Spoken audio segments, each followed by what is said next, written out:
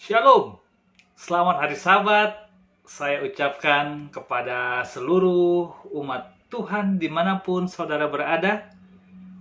Pada Sabat ini, kembali saya, Pastor Francis Morrison Balo, akan memberikan firman Tuhan untuk melengkapi ibadah kita pada Sabat ini, tanggal 18 April 2020.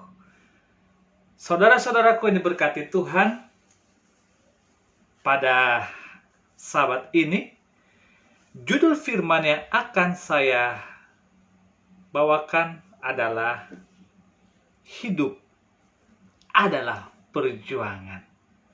Mari kita berdoa. Allah yang ada di sorga, kembali kami datang ke hadirat-Mu. Saat ini hamba akan menyampaikan firman-Mu pada seluruh umat Tuhan yang merayakan hari Sabat. Biarlah firman ini menjadi kekuatan di dalam kehidupan kami semua. Dan nama Tuhan Yesus ditinggikan. Berkati hamba yang akan menyampaikannya. Curahkan Roh Kudus-Mu. Dan bagi seluruh pendengar juga. Agar kami dapat memahami akan firman. Di dalam nama Yesus, Juru Selamat kami. Amin. Baik, saudara-saudaraku yang diberkati Tuhan, sebagai ayat inti, Yohanes 5 ayat 4. Baik, mari kita buka Alkitab kita, Yohanes 5 ayat 4. Demikian firman Tuhan. Sebab sewaktu-waktu turun malaikat Tuhan ke kolam itu dan menggoncangkan air itu. Barang siapa yang terdahulu masuk ke dalamnya sesudah goncangan itu menjadi sembuh apapun penyakitnya. Baik, saudara-saudaraku yang diberkati Tuhan, kita pasti sudah tahu cerita dari ayat yang baru saja saya sampaikan. Ya. Tapi sebelum ke situ, saya ingin bertanya dulu kepada saudara. Setujukah saudara kalau saya katakan hidup adalah perjuangan sebagai tema kehidupan kita?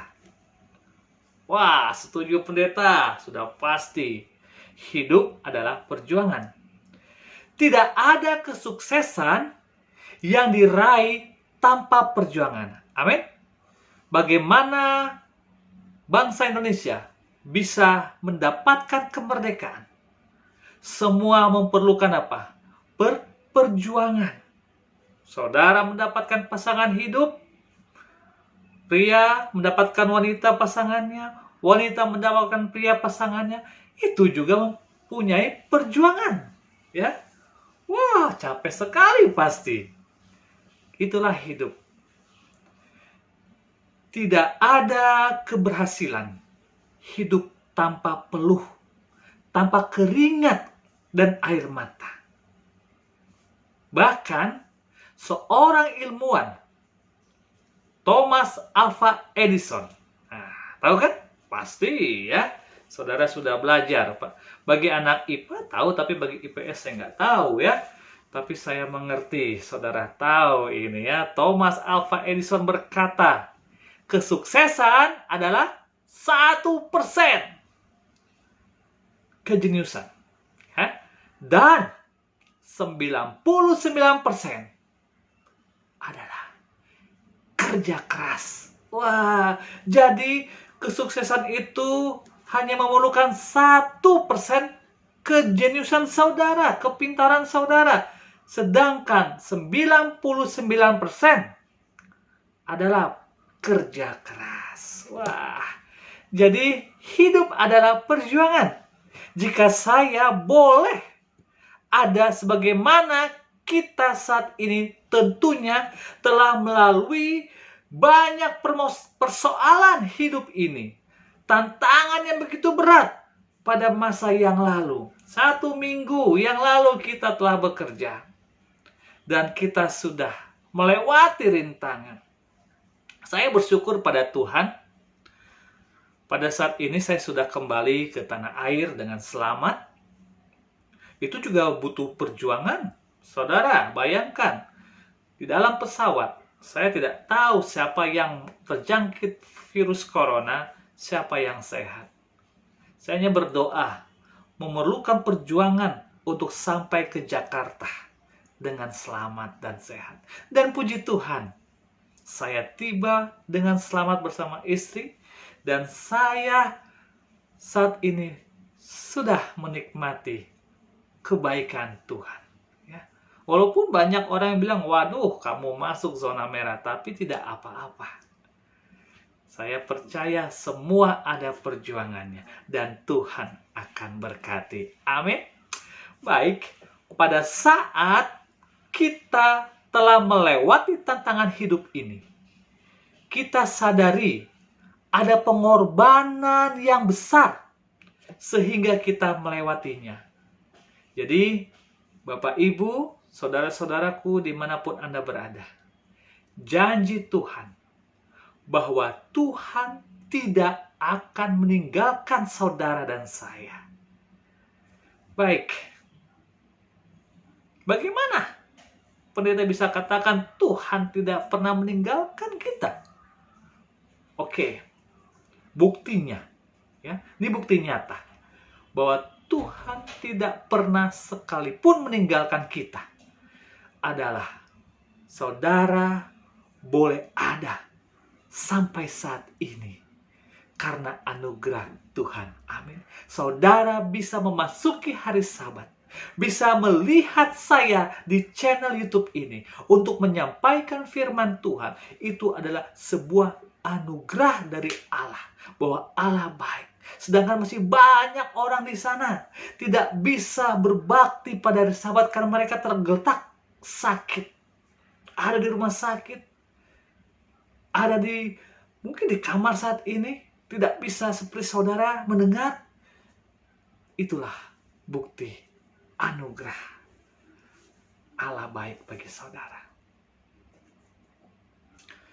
Bapak Ibu yang berkati Tuhan, dalam mempertahankan iman kita untuk tetap di dalam Tuhan tidaklah mudah jika saudara hanya mengandalkan kekuatan sendiri tanpa ada campur tangan Tuhan.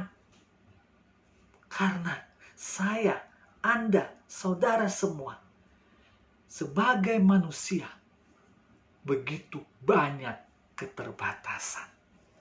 Amin. Ya, Tuhan tahu sampai di mana kemampuan kamu, sehingga Tuhan mengirimkan penolong bagi kita, yaitu Roh Kudus yang akan menguatkan saya dan saudara. Dalam Efesus 6 ayat 12 ditulis bahwa Paulus mengatakan perjuangan kita adalah melawan, betul, kuasa kegelapan dan tipu daya iblis. Nah, ya. Iblis datang bagaikan apa? Singa yang meraung-raung. Dan juga dia menyamar sebagai malaikat terang. Sehingga saya dan saudara, kita nggak menyadari. Dapat saja kita apa? Jauh dari Tuhan. Walaupun pandangan kita baik. Jadi banyak sekali tantangan yang dihadapi anak-anak Tuhan saat ia berjuang yang sangat berat untuk mempertahankan iman percaya kepada Tuhan Yesus. Saya masih ingat bagaimana perjuangan teman-teman saya sebagai penganut iman, ya, mempercayai hari Sabat adalah hari Tuhan, mencari pekerjaan yang libur hari Sabtu itu tidak mudah. Saya bangga dengan iman umat-umat Tuhan di gereja Advent. Lebih baik mereka menjadi seorang pengangguran dibanding mereka harus masuk kerja pada hari Sabat. Lebih baik menjadi seorang pengangguran dibanding mereka dikasih gaji besar asalkan masuk pada hari Sabat. Wah, tapi saya nggak tahu, mungkin ada beberapa orang atau banyak ya yang mereka menjual iman kepercayaan mereka ya karena mereka membutuhkan pekerjaan, membutuhkan uang sehingga iman mereka tinggalkan. Saya percaya saudara yang mengandalkan Tuhan, tidak mungkin Tuhan tinggalkan. Mrs. White dalam buku Kebahagiaan Sejati halaman 71 ya mengatakan, Allah ialah sumber kehidupan, terang dan kegembiraan bagi semesta alam. Seperti sinar-sinar terang dari matahari dan seperti aliran air yang memancar dari mata air hidup, berkat-berkat itu mengalir daripadanya kepada semua makhluk ciptaannya.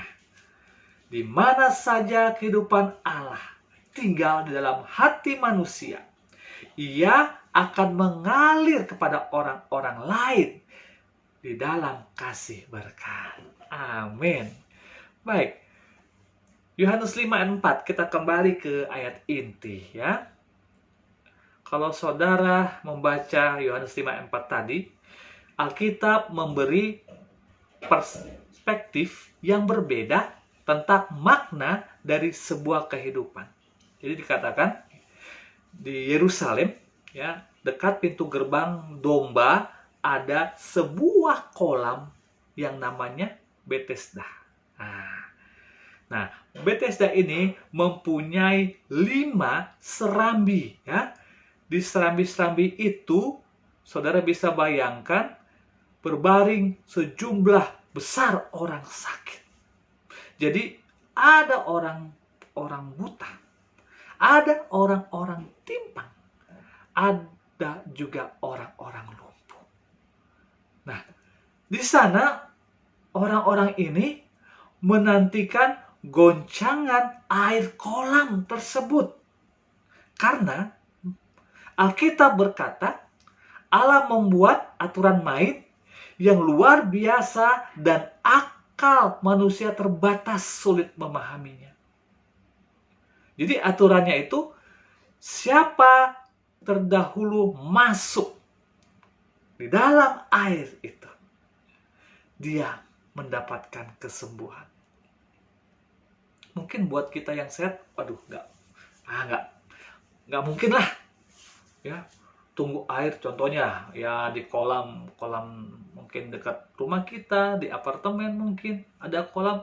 Terus kalau dia bergelombang, siapa yang pertama masuk, dia pasti sembuh.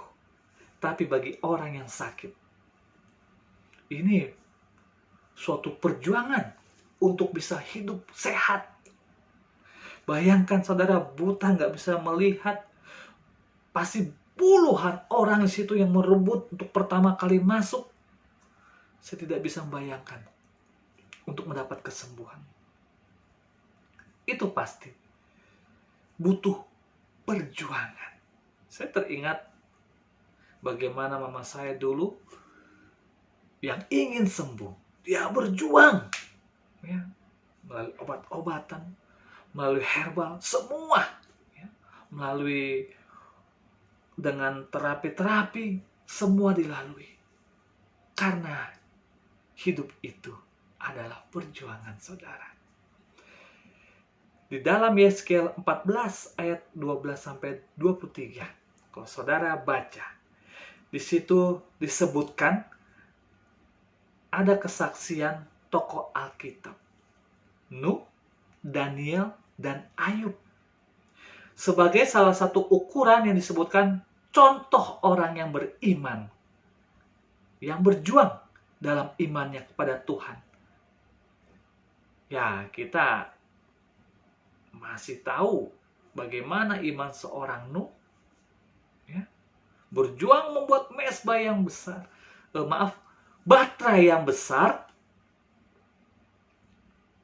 diolok-olok orang, dipikir orang dia sakit jiwa atau bagaimana, ditertawakan. Tapi imanmu percaya perkataan Tuhan. Kita tahu hujan turun. Bagaimana dengan Daniel? Januari sampai Maret kita belajar sahabat mengenai Daniel. Kita tahu iman Daniel luar biasa. Bagaimana dengan Ayub? Harta, anak semua habis, tapi dia tidak mau meninggalkan Allahnya. Ya. Di antara tiga itu saya ingin mengambil Ayub sebagai ilustrasi. Yang kedua, seorang hamba Tuhan dapat mempertahankan imannya kepada Tuhan walaupun tantangan yang dihadapinya tidaklah mudah, saudara. Saya bisa mencontohi sikap keteladan dari Ayub ini. Saudara juga bisa mengambil contoh teladan dari Ayub, di mana Ayub mampu bertahan dalam situasi yang sangat sulit apapun. Bahkan Ayub mampu berpegang teguh pada janji Tuhan bahwa Tuhan tidak akan pernah meninggalkan anak-anaknya. Iman yang teguh dari Ayub, suatu kesaksian dapat kita lihat bahwa kehidupan Ayub telah dipulihkan. Tuhan dipermuliakan. Amin. Saudaraku yang berkati Tuhan, Ayub menjadi contoh bagaimana kita dituntut untuk tetap bertahan di tengah persoalan sesulit apapun, karena ada tangan Tuhan yang sedang menopang kehidupan kita, sehingga kita dapat mampu bertahan dan keluar dari masa sulit tersebut, sehingga upah yang Tuhan sediakan dapat kita raih, yaitu mahkota kehidupan. Saya tidak bosan mengingatkan saudara, saat ini kita semua hidup di masa sulit dengan adanya corona. Ada yang bilang ini akan berakhir akhir tahun 2020. Saya nggak bisa membayangkan. Saya dapat info dari sekretaris pribadi saya barusan, maksudnya istri saya, katanya bertambah lagi pasien corona di Wuhan. Perasaan sudah dinyatakan bebas dari lockdown. Inilah yang terjadi. Kita pasti merasa takut, Tuhan, kapan ini berlalu? Kita merasa takut, banyak orang yang sakit dan meninggal. Dan itulah yang membuat kita harus selalu mengandalkan Tuhan. Lihat Ayub, belajar dari dia, teladani Ayub dalam kehidupan saudara dan saya. Sebagai ilustrasi terakhir, tadi kita belajar, kita ulang ya, kita belajar dari Bethesda, ya, bagaimana perjuangan orang yang lumpuh, buta untuk sembuh. Kita belajar dari Ayub, ya. Kita belajar sekarang dari kepompong. Seorang anak kecil menemukan kepompong seekor kupu-kupu. Suatu hari, lubang kecil muncul. Ini anak dia duduk mengamati dalam beberapa jam ketika kupu-kupu itu berjuang dan memaksa dirinya melewati lubang kecil itu. Kemudian kupu-kupu itu berhenti membuat kemajuan. Kelihatannya kupu-kupu itu telah berusaha semampunya dan dia tidak bisa lebih jauh lagi. Akhirnya, ini anak kecil punya inisiatif. Saya harus memutuskan untuk membantu kepompong ini. Jadi diambilnya gunting, saudara. Anak ini mengambil gunting lalu memotong sisa kekangan di kepompong itu. Kupu-kupu tersebut pun keluar dengan mudahnya. Tahukah saudara, kupu-kupu itu mempunyai tubuh gembung dan kecil serta sayap-sayap mengkerut. Anak kecil itu terus mengamatinya karena dia berharap pada suatu saat sayap-sayap itu mekar dan melebar sehingga mampu menopang kupu-kupu. Apa yang terjadi? Sayang, semuanya tak pernah terjadi. Kenyataannya, kupu-kupu itu menghabiskan sisa hidupnya. Dia merangkak di sekitarnya dengan tubuh gembung dan sayap-sayap mengkerut. Kupu-kupu itu tidak bisa terbang, saudara. Yang tidak dimengerti anak itu adalah bahwa kepompong yang menghambat kupu-kupu itu untuk melewati lubang kecil adalah untuk memaksa cairan dari tubuh kupu-kupu itu ke dalam sayap-sayapnya sedemikian sehingga kupu-kupu akan siap terbang begitu dia memperoleh kebebasan dari kepompong tersebut. Perjuangan adalah yang kita perlukan dalam hidup kita. Jika Tuhan membiarkan kita hidup tanpa hambatan, itu akan melumpuhkan saudara dan saya. Kita tidak mungkin sekuat yang semestinya tak mampu. Kita tidak mungkin tidak akan pernah terbang. Selalu ada rencana terbaik di balik setiap ujian yang Tuhan izinkan menimpa kita.